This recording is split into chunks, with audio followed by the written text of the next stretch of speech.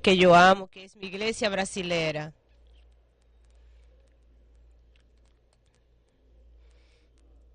Como mi casa aquí, mi lar, mis padres y mis hermanos eran miembros fundadores de esta iglesia.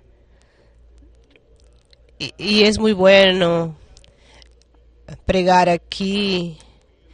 Mas yo voy a hablar en inglés, entonces pueden escuchar la traducción del pastor. ¿Ok? Y ahora vamos para el mensaje.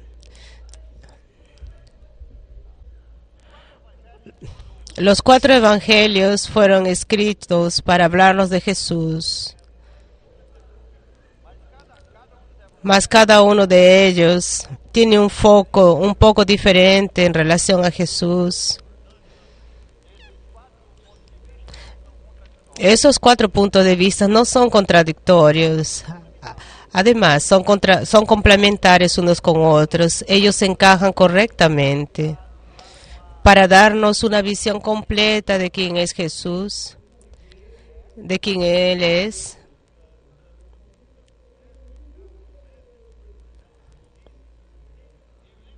Y el libro de Mateos fue escrito para hablarnos del punto de vista que Jesús es rey, que Él es el rey de los judíos, mas también es nuestro rey. Además, Él es el rey del universo. Entonces Mateos nos demuestra que Jesús trajo el reino de Dios a la tierra. Y en esta época, el reino de Dios existe en el corazón del pueblo de Dios. Mas un día Él vendrá físicamente para traer el reino físicamente a la tierra. Y Él va a tomar lo que le corresponde, lo que le pertenece. Mas hasta ahí, Él quiere que su pueblo viva como ciudadano de la tierra que ha de venir. Nosotros vivimos en este mundo, pero somos ciudadanos de otro mundo. Nosotros vivimos aquí, pero pertenecemos al otro mundo. Nosotros vivimos ahora, mas hacemos parte del futuro. En el libro de Mateo nos dice quién es nuestro rey.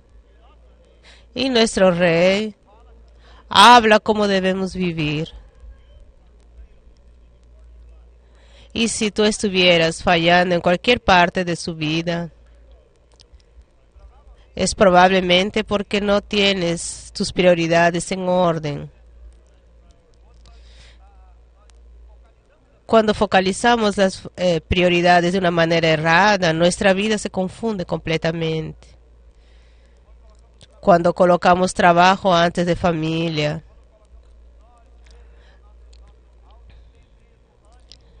cuando colocamos nuestro ego antes que los otros, cuando colocamos otras cosas antes de Dios, nuestras prioridades entonces se desarman. Entonces Dios nos dice qué es lo que debemos priorizar para poder dar los primeros momentos de nuestro día, por ejemplo, a Dios. Usted da a Dios la primera parte de sus ganancias. Usted da la mejor parte de su vida.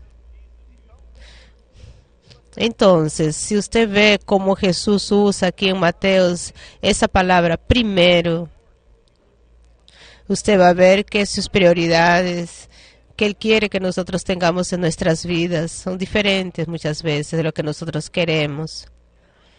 Jesús usa esa palabra primero 5 veces en el libro de Mateos.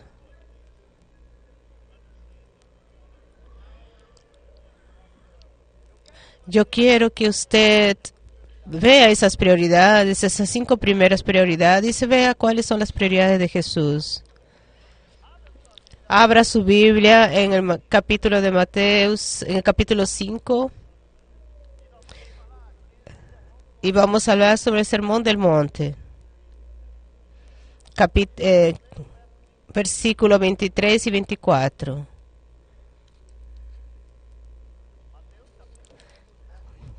Mateos capítulo 5, versículo 23-24. Por tanto, si usted estuviera mostrando su oferta ante el altar y si estuviera alguna cosa contra su hermano, es mejor dejar esa oferta y vaya a reconciliarse con su hermano. Después vuelva y presente su oferta. Entonces, yo quiero que usted vea que hay una prioridad diferente que no es común aquí. Dios dice que primero usted debe colocar su comunión antes que su adoración. Tal vez usted pensase que adoración es lo más importante que usted puede hacer para Dios. Y ciertamente eso es verdad. Pero Jesús está diciendo aquí,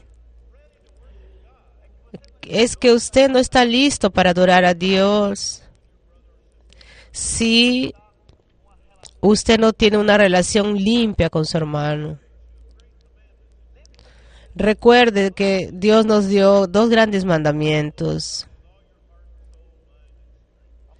Amarás al Señor tu Dios con toda tu alma, con toda tu corazón y con toda tu fuerza. Y amarás a tu próximo como a ti mismo. Mas lo que Jesús está diciendo, que a Él no le parece que usted sea capaz de amarlo si usted no puede amar a otras personas. Entonces Jesús nos da una ilustración aquí. Vamos a colocarlo dentro de nuestro contexto. Digamos que llega aquí un hombre, aquí en este auditorio hoy día, y él ama a Dios. Y él ha trabajado mucho y ahorró un dinero para dar como una oferta. Y hoy día él quiere dar esa oferta en la iglesia. Y esa iglesia le costó bastante esfuerzo. Hay cosas que él sacrificó para poder traer esa oferta porque él ama a Dios. Mas cuando él viene y sienta en el auditorio y comenzamos a cantar esas músicas de adoración, con el rabo de su ojo él ve a otra persona. Ay, él piensa que él cree que el que iba a traer la oferta lo engañó en el pasado y eso lo ofende mucho. Y en cuanto él está cantando las músicas de adoración, él está pensando en aquel hombre. Mira ese hombre. Él me acusó de haberlo engañado en el pasado. Yo nunca lo engañé. Él solamente está buscando una forma de ganar más dinero. En cuanto él está cantando músicas para adorar a Dios, él está pensando en aquel hombre. Y existe entonces una ruptura de la relación entre ese hombre y el otro. Y lo que Dios está diciendo en este pasaje es: no des oferta todavía, hasta usted ir con aquel hermano y conciliarse.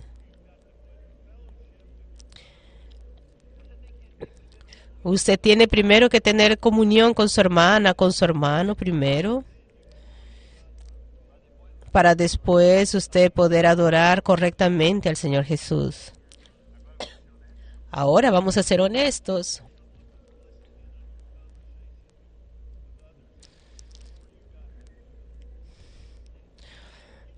¿Qué tal si hoy, antes de venir al culto, antes de venir para el seminario, alguien estuvo por su casa y escuchando todo lo que estaba hablando dentro de su casa? ¿Cómo es lo que usted habló con sus padres? ¿Cómo usted habló con sus hijos? Si usted es casado, ¿cómo fue esa conversación entre usted y su esposa?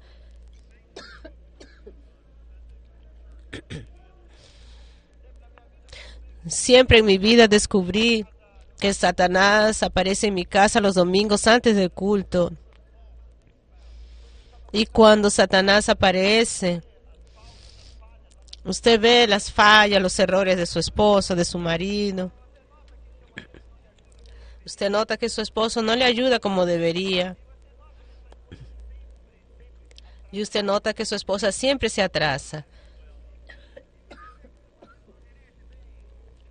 Y usted ve que su marido no dirige bien hasta llegar a la iglesia.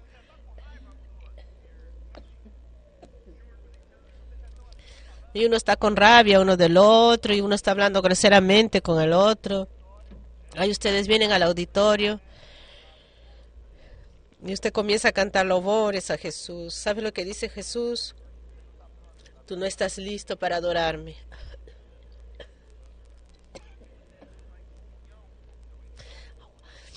Porque no estás en comunión con tu hermano, con tu hermano.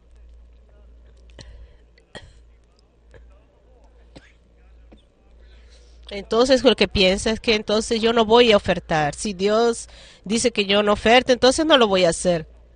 Jesús no dio esa opción. Él no dice quédese con su oferta. Él dice primero reconcíliese con su hermano. Después de su oferta. Ve que su vida entera pertenece al Señor. Cuando Jesús te salvó, Él es dueño de todo su ser, inclusive de sus relacionamientos. Note que Él dice así, que si tu hermano tiene algo contra ti, si Él dijese aquí que usted tienes algo contra tu hermano, eso sería mucho más fácil, porque estás en el control de eso. Ahí sentado en su banco, usted podría decir así, yo voy a perdonar a esa persona. Mas si otra persona se siente víctima de sus acciones, usted tiene que ir hasta esa persona. Usted tiene que humillarse. Usted tiene que pedir perdón. El cristiano verdadero precisa aprender cómo pedir perdón correctamente. A veces uno va con una persona y él dice así, oh, si yo te ofendí, si yo dije alguna cosa que tú no entendiste, discúlpame. Eso no es un pedido de perdón. Ese es un insulto cubierto con un velo.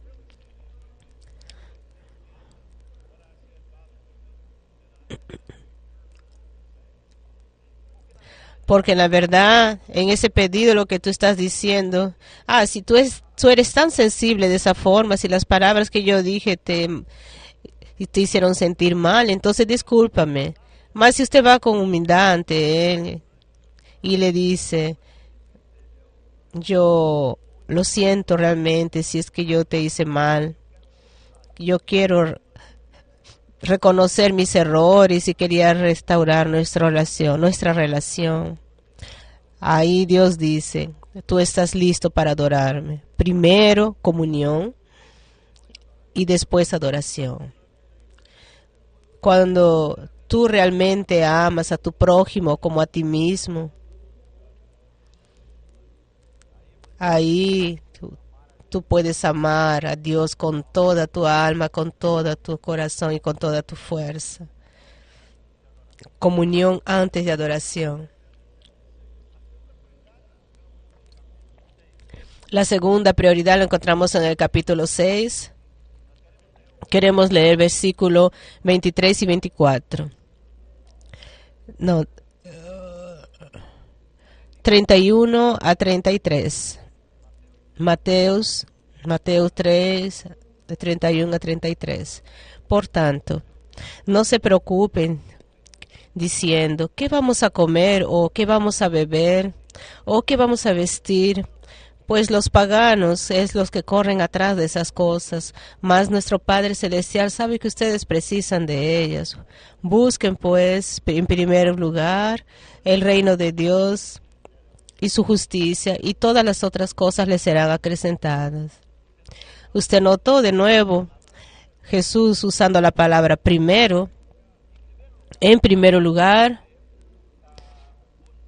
es para buscar el reino de Dios.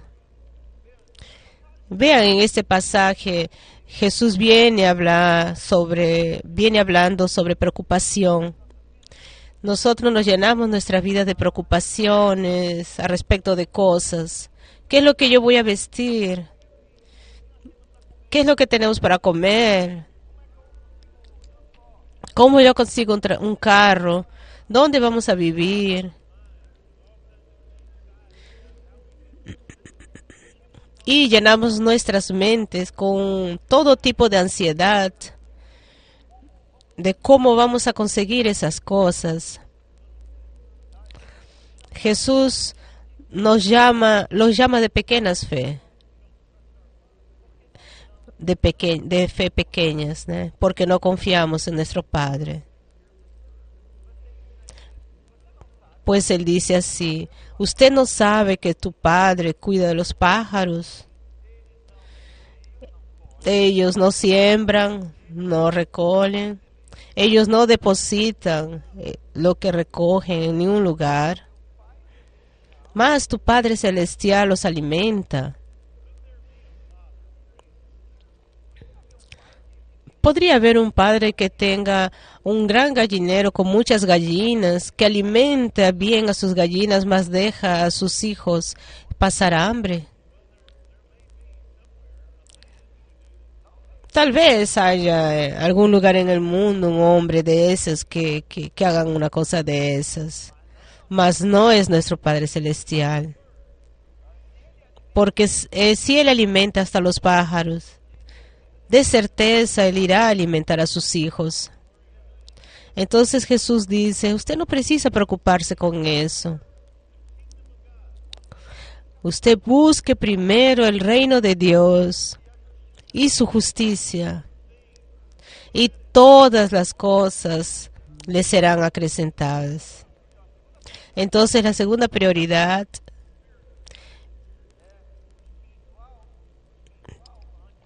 es lo espiritual antes que lo material. Nosotros llenamos nuestras vidas con cosas. Usted ya vio alguna vez televisión y a veces en la tarde, al final del día, usted ya cenó, ahí aparece una propaganda de McDonald's y ahí usted ve esas papas fritas. Ahí de repente percibe que tiene hambre, mas usted no tenía hambre. Mas usted vio aquellas papas fritas. Y ahí usted va a la cocina y comienza a buscar cosas para comer. Mas usted no necesita de ellas. Pero usted quiere. Ahí usted come. Muchas cosas en nuestras vidas son así. Vemos una propaganda, un filme. Ah, si yo tuviese una casa así. Ah, si yo tuviese un carro así. Si yo pudiese tener esos zapatos. Si yo pudiese vestirme de esa manera. Ah, yo me sentiría bien.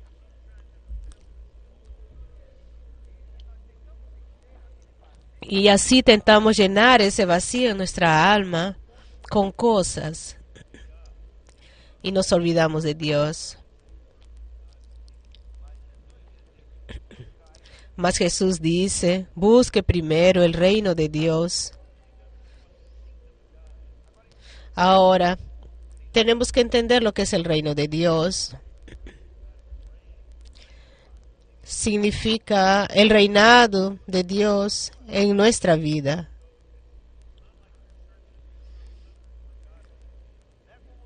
No es como si yo estuviese buscando un país donde Dios es rey. Usted tiene que buscar un Dios para que Él sea el rey de su vida, en su corazón. Todo su corazón tiene un trono. Y alguien que se siente en ese trono, puede ser usted, puede ser otra persona, mas tiene que ser Jesús. Jesús tiene que sentarse en el trono de nuestra vida. Ahí pues, usted percibe que Él se obligó por las Escrituras a cuidar de ti, a cuidar de tus hijos. Le dará lo que usted precisa para servirlo.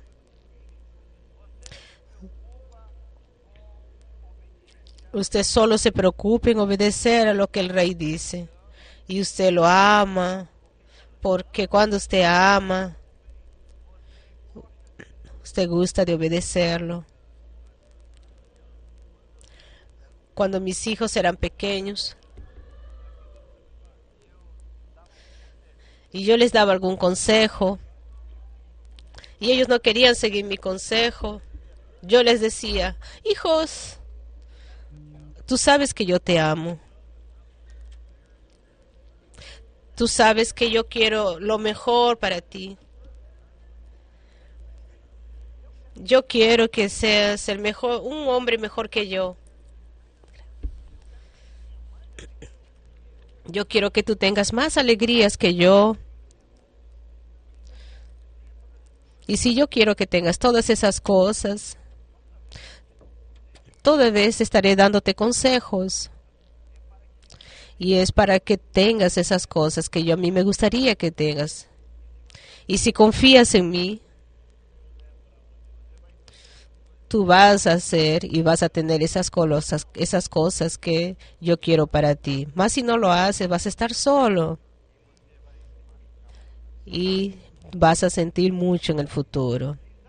Exactamente es eso lo que Jesús nos dice. Dios sabe que tú precisas. Dios sabe lo que tú precisas antes que lo pidas. Él sabe también lo que no precisas. Usted tiene que llegar a un punto en su vida que usted tiene que creer en lo siguiente: que tu Padre Celestial jamás te negará cualquier cosa buena. Si es realmente para tu bien, Él lo dará. Y si Él no te lo da, es porque te hará daño. Y cuando usted puede vivir su vida confiando completamente en Dios, y que tu grande pasión es honrar a Dios, y buscas el reino de Dios, y quieres realmente vivir la justicia de Él en este mundo, más de todo lo que quieras en esta vida, Dios te dará todo lo que precisas para servirlo. Primero espiritual y después lo material. Busca primero el reino de Dios. La tercera prioridad se encuentra en el capítulo 7, del versículo 1 a 5. Mateo 7, 1 a 5. No juzguen para que ustedes no sean juzgados, pues de la misma forma que juzguen, ustedes serán juzgados, y la medida que usaren también será usada para medirlos. ¿Por qué usted repara en el cisco que está en el ojo de su hermano y no se da cuenta de la viga que está en su propio ojo? ¿Cómo tú puedes decirle a tu hermano: te voy a sacar esa maderita de tu ojo, cuando hay una viga en el tuyo? Hipócrita, saca primero la viga de tu ojo y después podrás hablar para poder sacar el cisco del ojo de tu hermano. Este versículo en el capítulo 7 de versículo 1 es tal vez uno de los versículos más conocidos de la Biblia.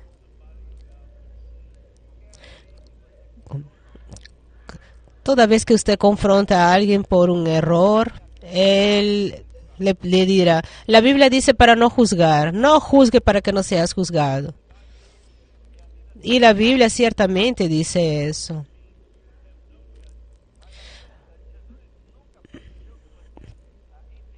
Mas Jesús nunca pretendió que usted no juzgase.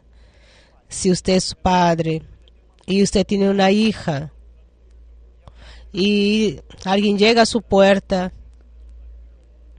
y él está con olor de cocaína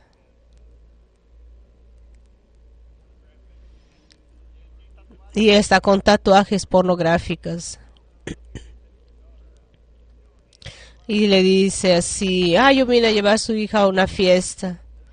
Yo espero que usted tenga juzgamento en ese momento. Y usted precisa hacer un juzgamento en ese momento. Mi hija no va a salir con un tipo como usted. Nosotros tenemos que hacer juzgamentos en nuestras vidas. Además, miren el versículo 6, donde Jesús dice, no dé a otros aquello que es sagrado, a los perros.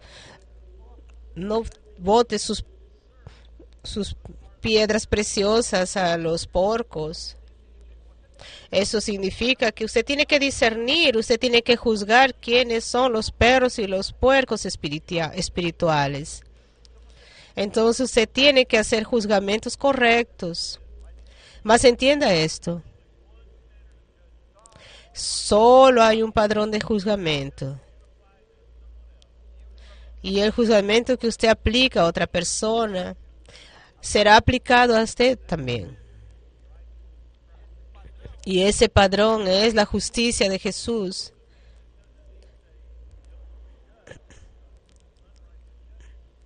Entonces Jesús ciertamente dice, no juzgue un juzgamento injusto.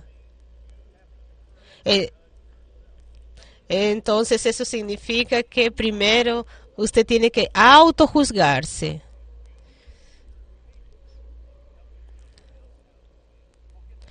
Porque si usted cree que usted tiene la capacidad de ayudar a otras personas a vencer y salir de otros pecados, usted primero tiene que tener certeza que usted extrajo el pecado de su propia vida. Jesús dice así, no tentes sacar el cisco del ojo de tu hermano, hasta primero usted sacar aquella inmensa madera de su propio ojo. Tercera prioridad entonces, pureza y santidad antes que ministerio. A veces las personas vienen a la iglesia, yo quiero enseñar, yo quiero ser profesor, mas usted ve la vida de ellos y no tiene frutos del Espíritu. Su casamiento está todo errado, no está baseado en los principios de la Biblia. Ellos tienen un mal testimonio en el trabajo. Ellos ven programas de televisión que no son coherentes con el cristianismo, mas ellos creen que tienen capacidad de enseñar a otros. Jesús dice, santidad y pureza tiene que venir antes que ministerio.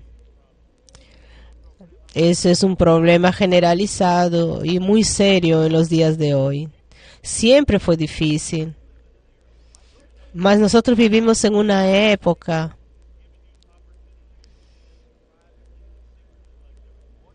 donde Satanás está dando oportunidad para pecar secretamente y privadamente como nunca antes en la historia. Yo soy pastor y profesor en un seminario. Yo trabajo con personas normales en mi iglesia. Y estoy entrenando jóvenes pastores en el seminario. Y yo les voy a decir que uno de los principales problemas que tenemos actualmente es la pornografía. Es tan fácil. Y hay tantas personas viciadas en pornografía. Antiguamente, para usted ver pornografía, usted tenía que ir a algún lugar, en cualquier lugar de la ciudad, comprarla. Y ahora es completamente gratis y está en todos los lugares. Está en la tela de su televisión, en su sala, está en su computador, en su laptop, está en su celular. Donde quiera que usted vaya, la pornografía te acompaña. Cuando usted Cuando usted tiene un pequeño de tiempo libre, la pornografía te acompaña también y las personas se están viciando, no solamente hombres, más también mujeres. Y nosotros pensamos que podemos hacer todo eso en secreto. Y creemos que en la iglesia todavía podemos servir de alguna forma a Dios. Por eso Jesús dice, pureza antes que ministerio. Nosotros tenemos que luchar mucho para sacar la viga de nuestro propio ojo. Antes de comenzar a instruir y a enseñar a otras personas cómo pueden crecer y ser mejores en su vida cristiana. Yo soy profesor en el seminario hace 21 años. Y mi esposa Tania, ella enseña una materia para las esposas de pastores. Y ella habla sobre casamiento y familia. Y no solamente enseña a esas esposas cómo servir en sus iglesias, más cómo tener una buena relación con sus maridos. Cuando Tania comenzó a dar esas materias, hace 20 años, ella comenzó una tradición.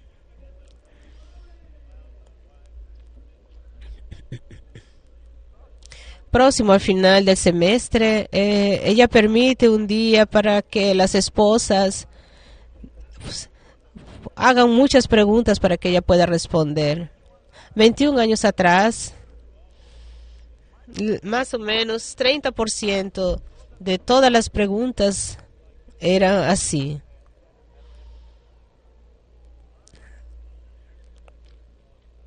Mi esposo solo quiere tener sexo todo el tiempo. ¿Cómo puedo hacer para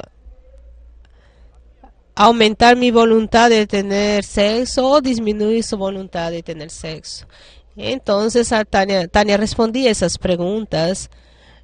Ahora, avanzamos unos 15 a 16 años y actualmente 75% de las preguntas que son realizadas por esas mujeres son: mi esposo no quiere más tener sexo. ¿Cómo yo hago para interesarlo? Solo una cosa mudó en estos años todos. Es el acceso a la pornografía.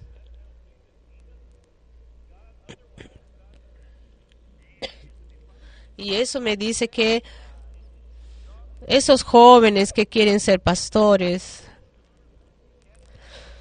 que quieren servir a Dios, están luchando contra la pornografía. Y Satanás es tan brillante y en el nombre de traer esa atracción sexual a esa persona,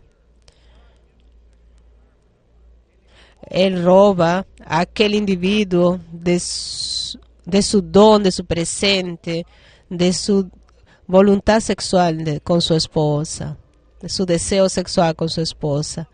Y esos son los hombres que quieren un día estar delante de una iglesia y quieren abrir la palabra de Dios y pregar al pueblo de Dios y hablar cómo pueden seguir a Jesús. A Dios no se le puede engañar.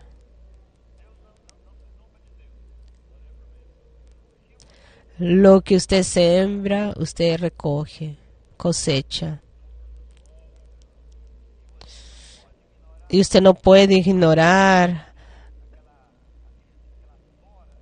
la madera gigantesca que tiene su propio ojo y creer que va a vivir su vida instruyendo a otras personas de cómo pueden ser santificadas.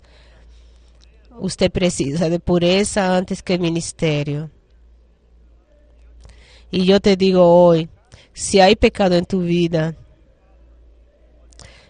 y usted se dice seguidor de Jesús, usted precisa hacer de esa su pasión. Pedir para Dios que te ayude a sacar de tu vida ese pecado. Para que usted se acuerde siempre que Jesús murió por ti y que su resurrección te da la victoria sobre ese pecado. Mas santificación es un trabajo arduo. No es fácil sacar de esa viga de tu propio ojo. Todos los días usted tiene que seguir a Jesús. Todos los días usted precisa tomar esas decisiones. Que usted va a colocar pureza, santidad antes que ministerio. ¿Cuál es más importante para usted? Que otras personas piensen que usted es un buen cristiano. ¿O usted ser realmente un buen cristiano? ¿Es más importante lo que las otras personas piensan sobre su santidad o usted ser realmente santo? Usted precisa pedir que Dios te ayude a colocar santidad y pureza antes que ministerio. Entonces, vimos las prioridades de comunión antes que adoración, espíritu antes que material y pureza antes que ministerio. Ahora, vamos al capítulo 12. Otro lugar donde Jesús dice primero. Vamos a leer versículos 22 a 29. Entonces, Mateos 12, capítulo 22 a 29. Entonces fue traído a él un endemoniado, ciego y mudo, y lo sanó de tal manera que el ciego mudo veía y hablaba. Toda la gente estaba atónita y decía, ¿será este aquel hijo de David? Mas los fariseos al oírlo decían, ese no echa fuera a los demonios, sino por Beelzebub, príncipe de los demonios. Sabiendo Jesús los pensamientos de ellos, les dijo, todo reino dividido contra sí mismo es asolado, y toda ciudad o casa divididas contra sí misma no permanecerá. Y si Satanás echa fuera a Satanás, contra sí mismo está dividido. ¿Cómo pues permanecerá su reino? Y si yo echo fuera a los demonios por Beelzebub, ¿por quién os echan vuestros hijos? Por tanto, ellos serán vuestros jueces. Pero si yo por el Espíritu de Dios echo fuera a los demonios, ciertamente ha llegado a vosotros el reino de Dios.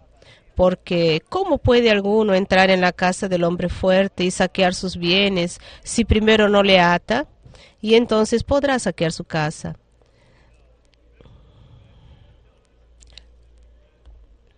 Entonces, recuerde que Mateo nos está mostrando a Jesús como rey.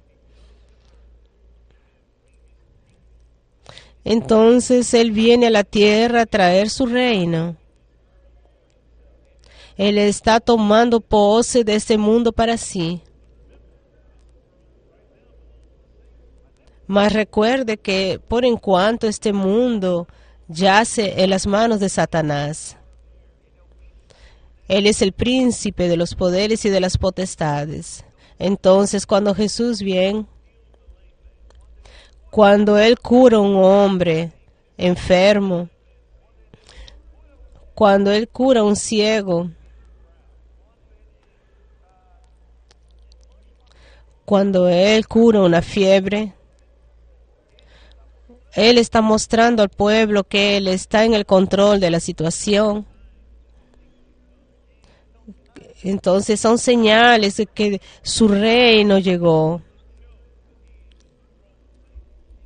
Y nada muestra más que está sobre Satanás. Y cuando él lanza demonios fuera, es la mejor forma que tiene de mostrar que está sobre Satanás. Y Jesús dice, no, yo estoy haciendo esto para mostrar que yo estoy en el control de todo. Ahí dice, si tú quieres robar la casa de alguien, si tú quieres sacar todas las cosas de ese hombre, primero lo tienes que atar, primero tienes que luchar contra él, lo tienes que atarlo. Y cuando usted consigue atarlo, ahí usted puede robarlo. Jesús está diciendo que él está atando a Satanás. Y toda vez que él salva a alguien, él está robando en la casa de Satanás. Entonces, vea, tú y yo fuimos robados de Satanás. Nosotros un día hacíamos parte del reino de las trevas y de la oscuridad. Y Jesús nos hizo parte del reino de la luz. Nosotros éramos muertos, estábamos muertos, mas Él nos resucitó en Jesús. Nosotros un día estábamos a camino del infierno, mas ahora tenemos como destino el cielo. Y Jesús tenía que mostrar ese poder sobre Satanás.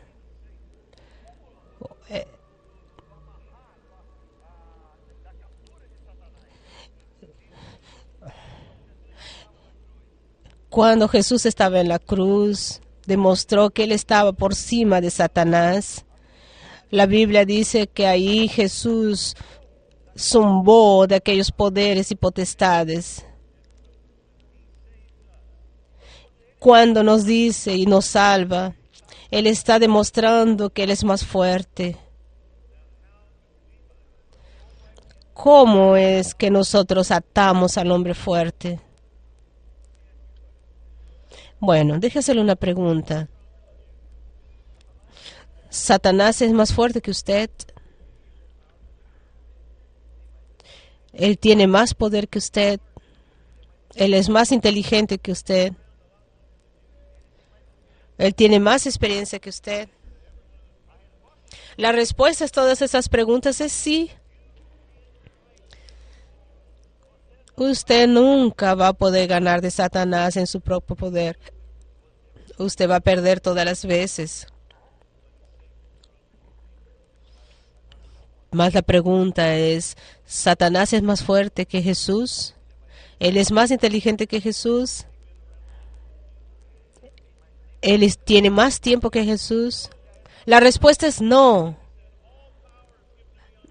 Jesús dice que todo el poder le es dado a Él, en los cielos y en la tierra. Y Él puede hacer con Satanás todo lo que nosotros no podemos hacer con Él. Deje decirle a usted cómo está, cómo somos. Nosotros somos como el hombre que cogió una cuchilla pequeña.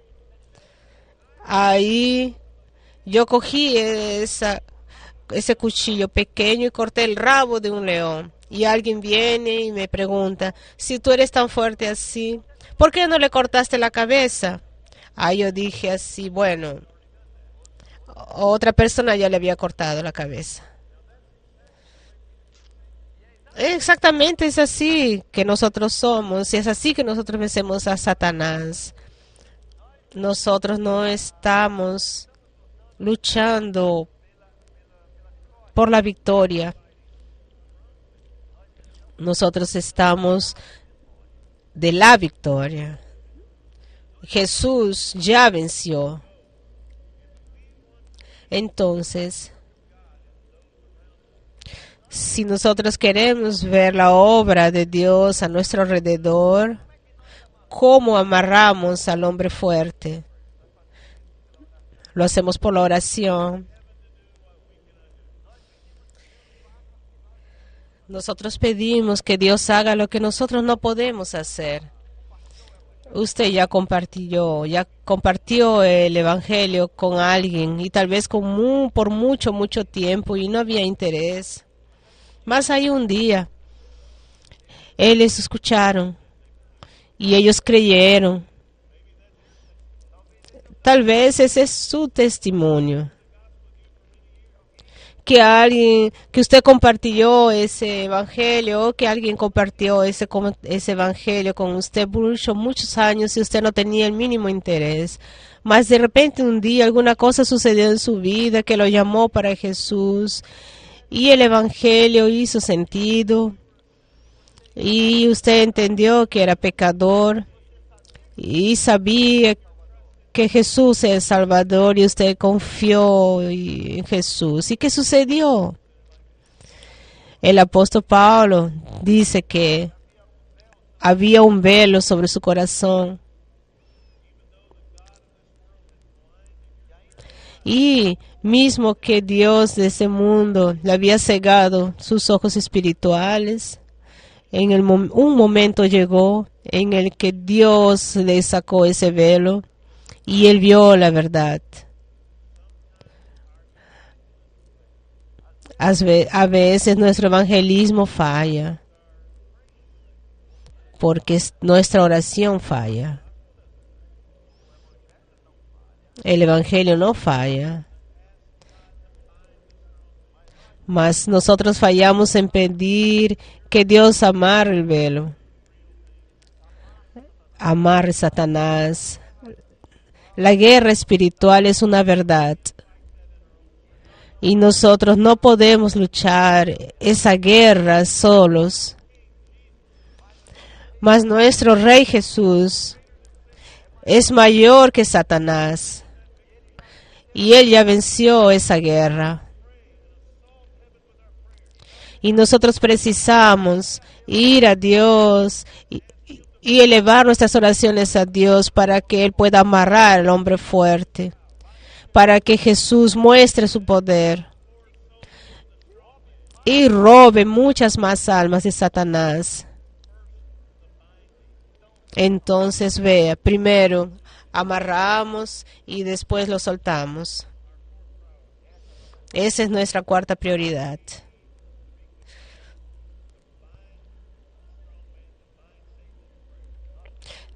Nosotros precisamos tener el compromiso de amarrar a Satanás en oración para que los perdidos puedan ser libertados y sueltos por el poder del Evangelio. Primero amarrar y después soltarlo. Entonces existe una última prioridad ahora en el capítulo 23. Jesús está corrigiendo a los fariseos. Versículo 25 y 26. Ay de vosotros, ay de ustedes, ay de vosotros, escribas y fariseos hipócritas, porque diezmáis la mente y el entero y dejan lo más importante de la ley, la justicia, la misericordia y la fe. Limpie primero el interior del vaso y de los platos para que el interior también se quede limpio. Imagine que usted va a un restaurante y usted pide una taza de café. Ahí le traen la taza. Y cuando usted va a tomar, usted ve una cosa dentro de la taza. Un poquito de lápiz labial.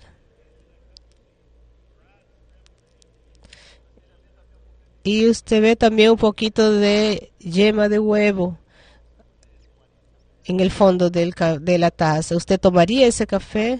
Usted va a llamar al mozo y le va a decir, discúlpeme, ¿podría darme una taza limpia, por favor? Porque esta está sucia. Entonces él va a ver la taza, va a mirar en la parte externa y va a decir, ¿más cómo? Si está limpia. No hay nada aquí afuera. Más usted le dice, no, más mire adentro. Está súper sucia. Es exactamente lo que Jesús les dice a los fariseos, que es posible que nosotros nos esforcemos mucho para revestir la parte externa de una forma aparentemente santa y aparentar ser cristianos.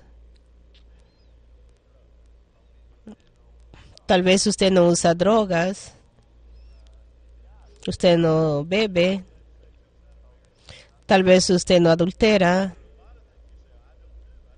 Muchas cosas que usted debe decir, yo no hago esto, no hago lo otro.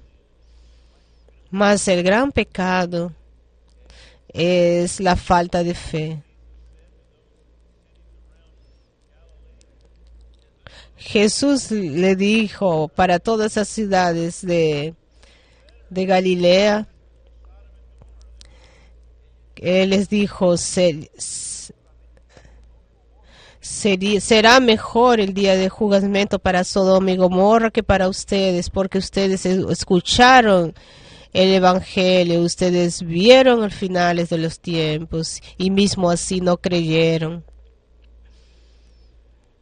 Puede ser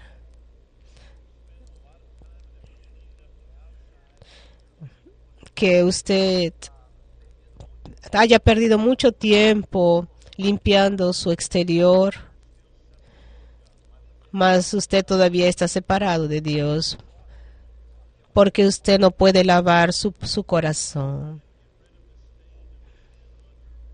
Usted no es capaz de sacar las manchas y la suciedad del pecado en su propia vida. Usted no puede resucitar de la muerte espiritual. Usted precisa entonces que Dios limpie primero su interior, primero el interior y después la parte externa. Esa es la prioridad de Dios. Y es posible que hoy usted se haya dado cuenta, que usted haya entendido que usted es culpado del pecado, de la falta de fe. Que la verdad usted nunca colocó su confianza total en Jesús. Por más que usted se crea una buena persona, una persona moral, y comparado con otras personas, tal vez usted sea una persona así. Mas recuerde que solamente hay un padrón, la justicia de Dios, la justicia de Jesús. Y usted no tiene la justicia de Jesús, y usted precisa venir a Él con una simple fe, como de un niño, y decirle, Dios, yo sé que por dentro yo estoy sucio, yo soy sucio. Yo nací en pecado. Yo escogí pecar. Yo soy un pecador. Yo no puedo salvarme a mí mismo. Y yo sé que no es lo suficiente yo limpiar mis actos externos. Mas yo estoy viniendo a ti ahora. Yo estoy pidiendo que me laves con el sangre de Jesús. Yo te estoy pidiendo que me des la victoria que Jesús ganó cuando resucitó de entre los muertos. Yo te estoy pidiendo que limpies mi interior. Y conforme me des esa fuerza, ahí mi exterior se tornará más limpio. Yo te quiero a ti como mi Salvador. Vamos a bajar nuestras cabezas. Señor Jesús, si hoy el velo cayó de sus ojos espirituales, si usted entendió que hasta aquí usted intentó ser una buena persona, tentó hacer todo bien según sus buenas conductas, las cosas buenas que usted hace, sus cambios en su vida. Mas hoy día usted percibió y el velo cayó de sus ojos espirituales. Usted entendió que solamente Jesús puede perdonar tus pecados. Lo que nos da el derecho de entrar en la presencia de Él es cuando Él nos limpia por dentro, y no hay cómo limpiarnos por dentro a no ser por la sangre de Jesús que nos purifica de todo pecado. Y hoy día usted está listo a clamar a Jesús y pedirle que limpie todo tu pecado. Solo tú puedes limpiar mi pecado, Señor. Si hoy usted entendió eso, ahí donde usted está, la Biblia dice que Dios escucha la oración de los sinceros. Si usted hoy pide para Él perdonar sus pecados, entendiendo que Él puede, que Él tiene ese poder y el derecho, no solamente de perdonar, más de darte la vida eterna. La Biblia dice que Dios jamás negará ese pedido si fuere hecho con sinceridad en su corazón, creyendo en la obra de Jesús, en la cruz del Calvario y en su resurrección. En Romanos capítulo 10, versículos 9 y 10, Él dice que con el corazón nosotros creemos y con la boca confesamos. Confese ahora que usted es pecador, que usted precisa de Él. Pídale para que le lave sus pecados, perdonar sus pecados. Entregue su vida a Él en esta mañana. Hable con sus propias palabras. Él escucha.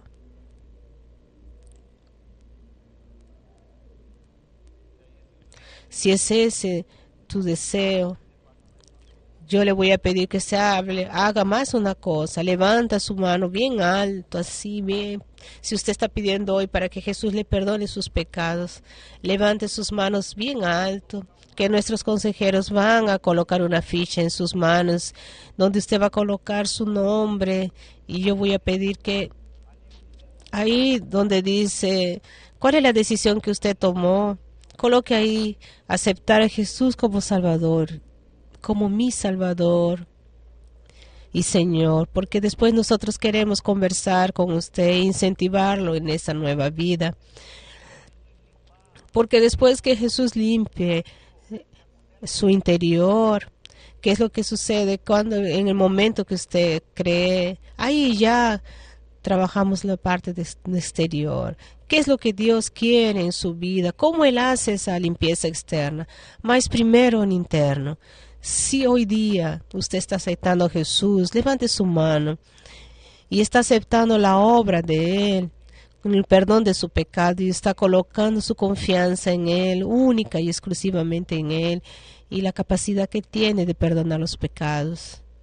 Padre querido, hoy día, tú sabes, tú que conoces el corazón de cada uno de los que están aquí, más que por muchos años has sido miembro de iglesia, más se ha confiado en sus propias obras, en sus esfuerzos por vivir una vida buena, para poder tener acceso a ti.